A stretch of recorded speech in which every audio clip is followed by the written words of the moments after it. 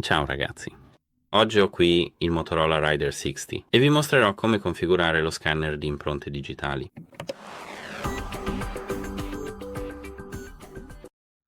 Dunque, per prima cosa dovete aprire le impostazioni. Ora scorrete verso il basso fino alla scheda Sicurezza e Privacy. Ora toccate Sblocco dispositivo.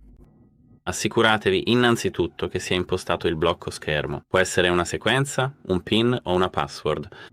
Lasciate che io, per esempio, imposti una sequenza. È necessario impostare. Ok, ora possiamo confermare. Come vedo, è effettivamente necessario impostare l'impronta digitale.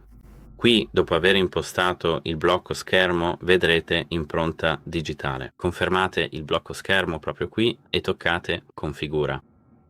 Qui il tasto di accensione è il sensore, quindi dovete toccare e sollevare il dito finché non vedete che l'impronta è completa.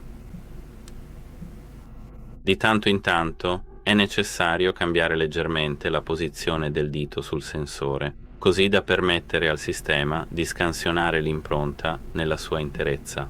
Continuate quindi con pazienza. Tocca e solleva, ripetendo il movimento finché la scansione non sarà completata correttamente. Qui possiamo toccare Fine e ora posso sbloccare il mio dispositivo usando l'impronta digitale. È così che funziona. Arrivederci.